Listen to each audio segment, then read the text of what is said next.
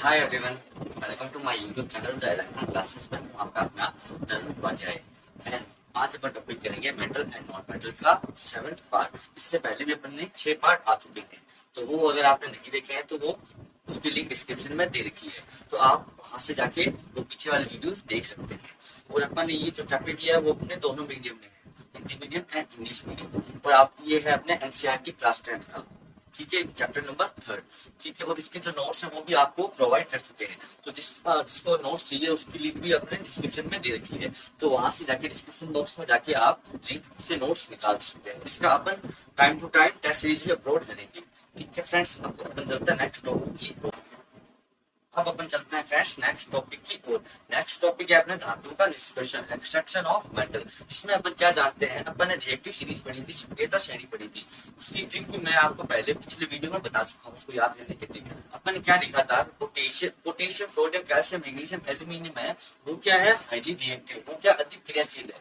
ये क्या है, नेचर में फ्रीली स्टेट में नहीं पाए जाते, ये क्या मुक्त अवस्था में नहीं प्राप्त किए जा सकते। अपन ने क्या लिखा था, potassium sodium calcium magnesium aluminium है, वो क्या है, वो क्या है, बहुत ही ज्यादा अधिक क्रियाशील है, बहुत ही ज्यादा हाईली रिएक्टिव है। इसको क्या सीधा स्वतंत्र रूप से प्राप्त नहीं किया जा सकता। उसके बाद अपन ने क्या देखा, Fe और जिंक है। अपन ने क्या देखा, Fe और जिंक है वो क्या है, मध्यम क्रियाशील है, यानी मीडियम रिएक्टिव है। ये क्या है, मीडियम रिएक्टिव। इनको कैसे प्राप्त किया जाता है, सल्फाइड और कार्बोनेट के रूप में ये मिलते हैं, आयस के रूप में मिलते हैं, सल्फाइड और कार्बोनेट के आयस के रूप में ये मिलते हैं। और इसको अच्छे इजी से प्राप्त करने के लिए, यानी आसानी से प्राप्त करने के लिए इसको किसमें कन्वर्ट किया जाता है, ऑक्साइड में परिवर्तित किया जाता है। फिर इसका अपचयन किया जाता है, फिर इसका कार्बन द्वारा अपचयन किया जाता है। आगे फ्रेंड समझना है। उसके बाद अपन देखते हैं बीबी कॉपर HgAgAu।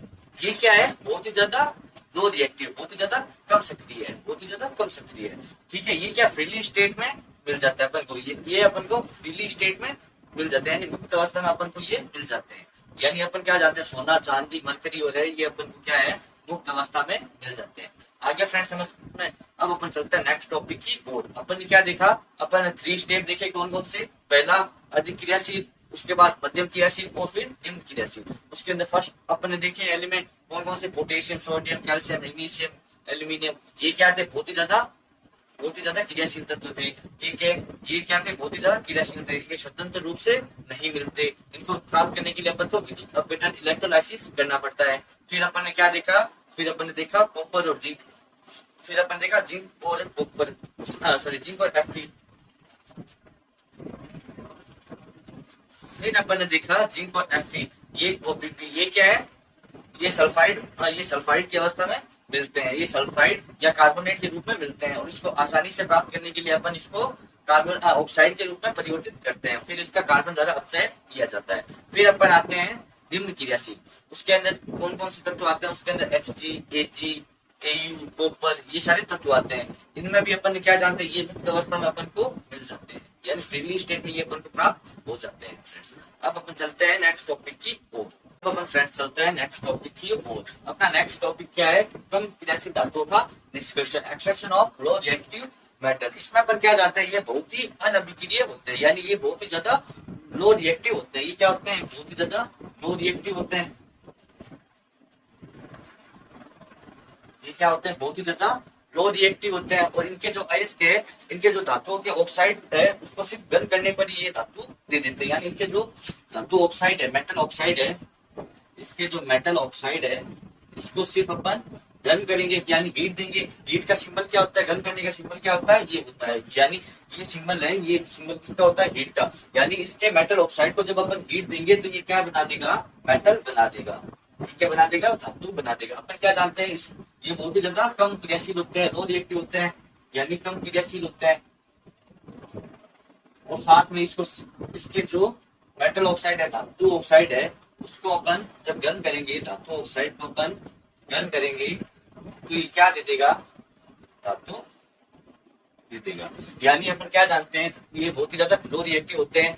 ठीक है, और इसमें क्या है, मेटल ऑक्साइड है, इसके मेटल ऑक्साइड को जब अपन हीट देंगे, गर्म करेंगे तो ये क्या दे देगा, मेटल दे देगा। ठीक है, ये अपन जानेंगे। फिर अपन जानते हैं लो रिएक्टिव मेटल है कौन कौन से, तो अपन क्या जानते हैं, Au Ag Hg कॉपर, यानी AU Ag Hg कॉपर। ये क्या है, ये क्या है, सारे लो रिएक्टिव मेटल है। इनको अपन कैसे प्राप्त कर सकते हैं, इनको अपन कैसे प्राप्त कर सकते हैं, ये बहुत ही ज्यादा कम सक्रिय है। तो इनके जो मेटल ऑक्साइड होते हैं उसको अपन क्या करेंगे, गन करेंगे, हीट देंगे। तो जब अपन हीट देंगे तो ये क्या प्रोड्यूस कर देंगे, मेटल प्रोड्यूस कर देंगे। यानी इनके जो धातु ऑक्साइड है उसको अपन जब गन करेंगे तो ये धातु प्रोड्यूस कर देंगे। अब इसका एक एग्जाम्पल लेते हैं, इसका एक एग्जाम्पल लेते हैं। एग्जाम्पल क्या है, अपन देखते हैं HG का निष्कर्षण सिनेबार से, यानी HG का एक्सट्रैक्शन देखना है, निष्कर्षण देखना है किससे, सिनेबार से। यानी सिनेबार है HGS है, सिनेबार HGS को अपन जानते हैं क्या कहते हैं, सिनेबार, सिनेबार भी कहते हैं। यानी अपन को HGS से क्या बनाना है, अपन को HGS से Hg का निर्माण करना है। तो अपन कैसे करेंगे, अपन जानते हैं HGS की अभिक्रिया वायु की उपस्थिति में की, जब इसकी अभिक्रिया वायु की उपस्थिति में की तो ये क्या बनाएगा, HgO, HgO साथ में क्या बनाएगा, ये साथ में ये बनाएगा SO2। ठीक है, जब अपन इसकी अभिक्रिया, जब अपन HCS सिनेबार की अभिक्रिया ऑक्सीजन की उपस्थिति में इसको गन किया, ऑक्सीजन की उपस्थिति में इसको गन किया तो ये क्या बना, HGO। ठीक है, HGO बना लिया, फिर इसमें साथ में क्या दिया, SO2। ये HGO ये क्या है, ये है अपने धातु ऑक्साइड, ये HGO है धातु ऑक्साइड। ठीक है, यानी अपन क्या जानते हैं, अपन HCS की सिनेबार की अभिक्रिया O2 के साथ करवाई, इसको गन किया तो क्या बना, इसमें धातु ऑक्साइड। एक हिसाब से HCS क्या है, और से अयस्क है। HCS सिनेबार, सिनेबार क्या है, एक अयस्क है। जब अपन इसकी अभिक्रिया, इन अयस्क की अभिक्रिया O2 के साथ करवाई तो इसने क्या बनाया, धातु ऑक्साइड बना दिया। इसने क्या दिया, धातु ऑक्साइड है, मेटल ऑक्साइड प्रोड्यूस कर दिया। ठीक है, साथ में SO2 गैस भी प्रोड्यूस, SO2 भी इसके साथ प्रोड्यूस कर दिया। ठीक है, फिर ये क्या करेगा, फिर ये क्या करेगा, जो धातु ऑक्साइड अपन क्या जानते हैं, धातु ऑक्साइड को गन करते हैं तभी धातु निकलता है। यानी अपन को मेटल निकालना है मेटल ऑक्साइड से, यानी अपन का मेन टारगेट क्या है, मेटल निकालना है। तो कैसे निकालेंगे, अपन को मेटल ऑक्साइड है उसको गन करेंगे तो मेटल निकलेगा, अपन जानते हैं। तो अपन क्या करेंगे, HGO है, सेकंड स्टेप क्या करेंगे, HGO को अपन क्या करेंगे, टेम्परेचर पर गन करेंगे। अपन इसको टेम्परेचर पर गन करेंगे तो ये क्या बनाएगा, Hg बना लेगा, तो साथ में ऑक्सीजन गैस भी रिलीज कर देगा। यानी अपन ने क्या बना लिया, Hg। यानी अपन ने धातु ऑक्साइड है, मेटल ऑक्साइड है, मेटल ऑक्साइड से मेटल प्राप्त कर लिया। तो उसके लिए अपन को Hg का निष्कर्षण सिनेबार से कैसे किया, अपन ने क्या लिया, सिनेबार लिया, HGS लिया, HGS को क्या किया, गन किया और ऑक्सीजन के साथ अभिक्रिया करवाई तो इसने क्या बना दिया, HGO बना दिया, जो क्या है एक मेटल ऑक्साइड है, जो क्या है एक धातु ऑक्साइड है। ठीक है, साथ में SO2 भी इसने प्रोड्यूस कर दिया। फिर अपन ने क्या देखा, धातु ऑक्साइड को अपन जब गन करते हैं तो ये धातु प्रोड्यूस करते हैं, यानी मेटल ऑक्साइड को जब अपन गन करेंगे तो ये मेटल प्रोड्यूस करेंगे। तो यही अपन ने काम किसमें किया, इसमें HGO क्या था, मेटल ऑक्साइड था, इसको अपन क्या किया, हीट दी, गन किया, गन करने का सिंबल ये हो गया ट्रायंगल के जैसे। अपन इसको हीट दी, HGO को हीट दी तो क्या बना लिया इसने, Hg को अपन कहते हैं मरकरी, Hg को अपन फ्रेंड्स कहते हैं मरकरी, और साथ में ऑक्सीजन गैस प्रोड्यूस कर ली। तो अपन ने क्या किया, अपन ने HGS से सिनेबार से मरकरी बना ली, Hg बना ली, यानी Hg मेटल है वो अपन ने बना दिया। ठीक है फ्रेंड्स, आगे सबको समझ में, ये था अपन ने लो रिएक्टिव। और साथ में अपन क्या जानते हैं, ये क्या बहुत ही ज्यादा लो रिएक्टिव होते हैं। क्या होते हैं, बहुत ही ज्यादा लो रिएक्टिव होते हैं। तो मेटल ऑक्साइड को सिर्फ गन करने पर ये मेटल प्रोड्यूस कर देते हैं। आगे फ्रेंड्स समझ में। अब फ्रेंड्स अपन को Cu2S से कॉपर बनाना है, यानी किससे क्या बनाना है, अपन को Cu2S से क्या बनाना है, कॉपर बनाना है, यानी कॉपर का इक्वेशन देखना है। तो अपन इसको कैसे देखेंगे, अपन क्या जानते हैं कि Cu2S है, Cu2S है जिसकी अभिक्रिया ऑक्सीजन के साथ करवाई, ऑक्सीजन की उपस्थिति में इसको गन किया तो ये क्या बनाएगा, ये क्या बनाएगा, Cu2O प्लस SO2 बनाएगा। ये क्या बनाएगा, Cu2O प्लस SO2 बना लेगा। ठीक है, फिर अपन क्या जानते हैं, ये अपन को क्या बन गया, मेटल ऑक्साइड। ये अपन को क्या प्राप्त हुआ, धातु ऑक्साइड। Cu2O क्या एक धातु ऑक्साइड है। ठीक है, यानी अपन ने क्या किया, Cu2S था, उसकी अभिक्रिया ऑक्सीजन के साथ करवाई और ऑक्सीजन की उपस्थिति में इसको गर्म किया, हीट दी तो ये क्या हुआ, इसको क्या प्राप्त हुआ, कॉपर ऑक्साइड, Cu2O प्राप्त हुआ। ठीक है, Cu2O प्राप्त हुआ जो कि क्या है, धातु ऑक्साइड यानी मेटल ऑक्साइड है। फिर अपन क्या करेंगे, इसको Cu2O है, Cu2O है, उसकी अभिक्रिया फिर से Cu2S के साथ करवाएंगे। इसके अभिक्रिया फिर से अपन क्या करेंगे, ये Cu2S के साथ करवाएंगे तो ये क्या देगा, ये क्या प्रोड्यूस करेगा, कॉपर प्लस SO2। तो ये फिर से क्या प्रोड्यूस करेगा, कॉपर प्लस SO2 प्रोड्यूस करेगा। ठीक है, यानी अपन ने Cu2S से कॉपर का निर्माण कर लिया। कैसे किया अपन ने फ्रेंड्स, अपन क्या जानते हैं, Cu2S था, उसके ऑक्सीजन की उपस्थिति में गर्म किया तो क्या बना इसने, Cu2O प्लस SO2। Cu2O क्या एक धातु ऑक्साइड है, यानी ये क्या मेटल ऑक्साइड है, मेटल ऑक्साइड है, ठीक है। अपन क्या जानते हैं Cu2O ये क्या है, एक मेटल ऑक्साइड है। अपन क्या लिया, Cu2O की अभिक्रिया फिर से किसके साथ करवा दी, Cu2S के साथ। तो इसकी अभिक्रिया इसके साथ करवाई तो इसमें क्या बनाया, कॉपर। यानी अपन ने Cu2S से कॉपर का निर्माण कर लिया। यानी अपन ने पहले क्या किया, अपने पास अयस्क था, ओर्स था, ओर्स से अपन ने मेटल ऑक्साइड प्राप्त की, मेटल ऑक्साइड प्राप्त की, फिर अपन ने क्या किया, मेटल ऑक्साइड से अपन ने फिर से मेटल का निर्माण कर लिया। यानी अपन ने देख लिया Cu2S से कॉपर का परिष्करण।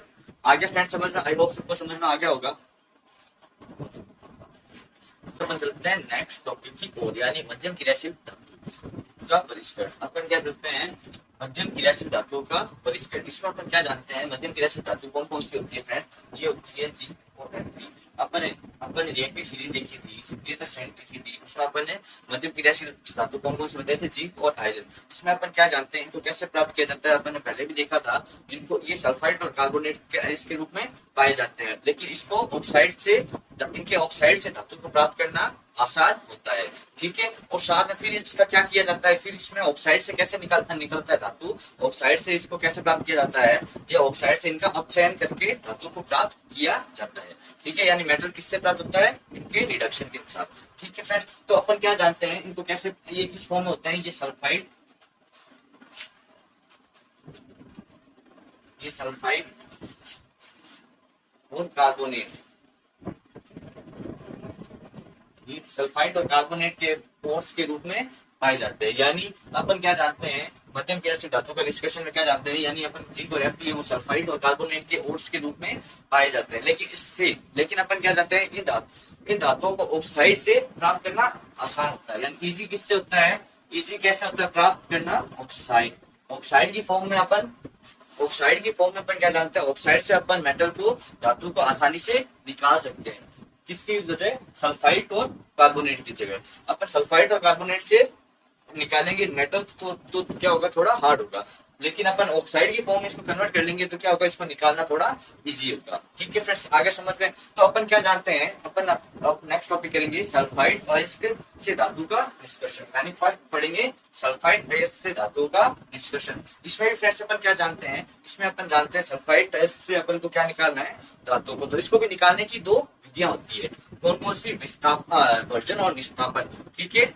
वर्जन और विस्थापन, ये क्या दो विधियां हैं इसको निकालने की। यानी सल्फाइड से ऑक्साइड को कन्वर्ट करने की दो विधियां होती है। कौन कौन सी विधि है, दो मेथड है।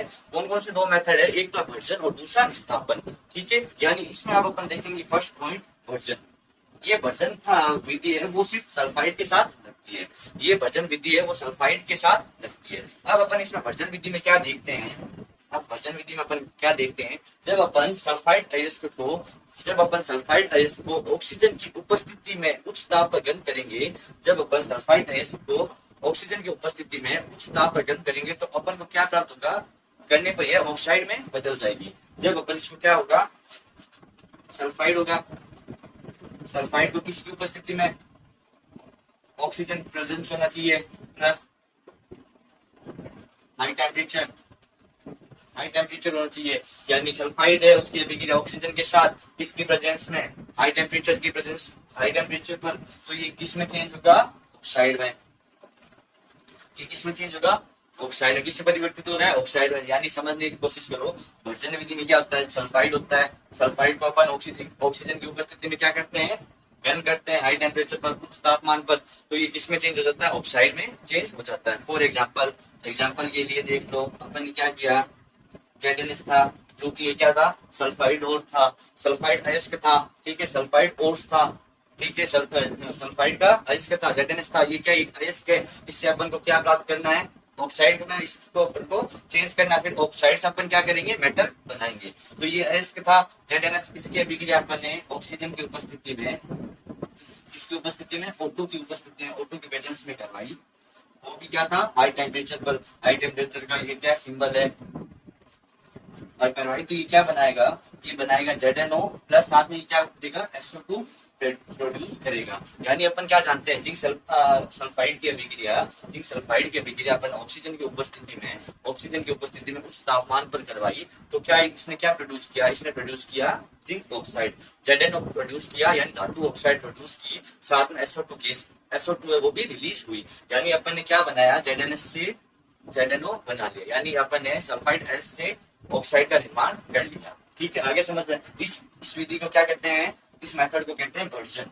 क्या कहते हैं इसको, भर्जन। भर्जन में क्या होता है, सल्फाइड है उसको ऑक्सीजन की के साथ अभिक्रिया करवाई, किसकी उपस्थिति में, उस तापमान पर अपन करवाई, तो क्या ऑक्साइड दिया इसने। फिर अपन क्या जानते हैं, जेडएनएस से अपन को क्या प्राप्त करना था, ऑक्साइड प्राप्त करनी थी, तो जेडएनएस की अभिक्रिया ऑक्सीजन के साथ करवाई, किसकी उपस्थिति में, अपन उच्च तापमान पर, तो क्या होगा, जेडएनओ इसने प्रोड्यूस करेगा। ठीक है, साथ SO2 की रिलीज होगी। आगे समझ में, ये अपना हो गया भर्जन। फिर अपना आता है निस्तापन।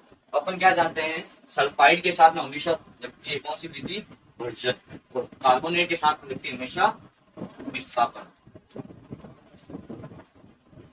अपन क्या जानते हैं, सल्फाइड को चेंज करना तो हमेशा कौन सी विधि लगाएंगे अपन, कौन सा मेथड लगाएंगे, भर्जन। यही अपन को कार्बोनेट चेंज करना है तो कौन सी विधि लगाएंगे, कौन सा मेथड लगाएंगे, निस्तापन। आगे समझ में, इससे अपन ZnO का निर्माण, ऑक्साइड का निर्माण कर लेंगे। अब फ्रेंड्स अपन चलता है नेक्स्ट टॉपिक की। तो अपना नेक्स्ट टॉपिक क्या है, अपना नेक्स्ट टॉपिक है कार्बोनेट अयस्क धातु का निष्कर्षण, यानी अपन कौन सी विधि लगाएंगे कार्बोनेट के लिए, अपन कौन सा मेथड लगाते हैं हमेशा, निस्तापन, कैल्सिनेशन। तो अब देखते हैं कैल्सिनेशन क्या है, निस्तापन क्या है। अपन क्या जानते हैं, कार्बोनेट कार्बोनेट ओर से उसको क्या है, वायु की यानी ऑक्सीजन की सीमित अवस्था, यानी वायु की सीमित मात्रा या वायु की अनुपस्थिति, वायु की अनुपस्थिति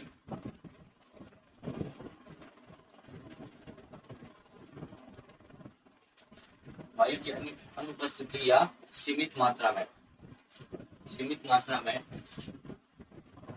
अपन इसको गर्म करेंगे, यानी इसको टेम्परेचर देंगे, अधिक ताप पर गर्म करेंगे, तो ये किसमें कन्वर्ट हो जाएगा, ऑक्साइड में कन्वर्ट हो जाएगा, इसमें परिवर्तित हो जाएगा, ऑक्साइड में परिवर्तित हो जाएगा। यानी निस्तापन में अपन क्या जानते हैं, कार्बोनेट अयस्क है उसको वायु की अनुपस्थिति या फिर सीमित मात्रा में वायु की उपस्थिति में इसको जब उच्च तापमान पर गर्म करेंगे तो ये किसमें परिवर्तित हो जाएगा, ये ऑक्साइड में परिवर्तित हो जाएगा। लेकिन यही अपन भर्जन में अपन क्या देखा था, भर्जन में अपन ने देखा था जब अपन सल्फाइड, उसमें किसका यूज लिया जाता था, सल्फाइड अयस्क का, इसमें किसका यूज लिया जाता है, कार्बोनेट अयस्क का। उसमें क्या था, वायु की उपस्थिति, और इसमें वायु की अनुपस्थिति या सीमित मात्रा में वायु।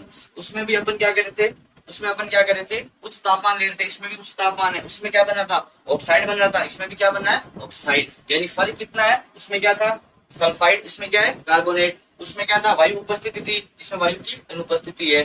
ठीक है, अब एग्जांपल देख लो, ZnCO3 है, जिंक कार्बोनेट है, यानी जिंक कार्बोनेट का अयस्क है, इससे अपन को जिंक ऑक्साइड बनानी है। कैसे बनाएंगे, अपन क्या करेंगे, इसको उच्च तापमान पर गर्म करेंगे, हाई टेम्परेचर पर गर्म करेंगे, तो अपन क्या जानते हैं, ZnCO3 है वो किसमें टूट जाएगा, ZnO में, और कार्बन डाइऑक्साइड है वो प्रोड्यूस कर देगा। ठीक है, CO2 प्रोड्यूस करेगा। यानी अपन निस्तापन में क्या जानते हैं, कैल्सिनेशन में जब अपन कार्बोनेट की अभिक्रिया वायु की अनुपस्थिति या सीमित मात्रा में वायु के साथ उच्च तापमान पर की, तो क्या हुआ, इसको यानी उच्च तापमान पर गर्म किया तो क्या हुआ, ये किसमें टूट गया, ये इसने क्या बनाया, इसने ऑक्साइड बनाया। अपन जानते हैं ZnO क्या है, एक ऑक्साइड है। ठीक है, ZnO क्या है, ऑक्साइड है। यानी अपन जिंक कार्बोनेट है, यानी जिंक कार्बोनेट का अयस्क है, इसको क्या हुआ, गर्म किया, तो गर्म करने पर ये किसमें टूट गया, परिवर्तित हो गया, ऑक्साइड में परिवर्तित हो गया। यानी अपन ने ZnO बना लिया। ये क्या है, जिंक ऑक्साइड, जो कि धातु ऑक्साइड है, मेटल ऑक्साइड है। ये कौन सी विधि हो गई, निस्तापन विधि। ठीक है, यानी अपन ने इसको क्या किसमें चेंज किया, ऑक्साइड में चेंज कर लिया। आ गया फ्रेंड समझ में सबको इतना।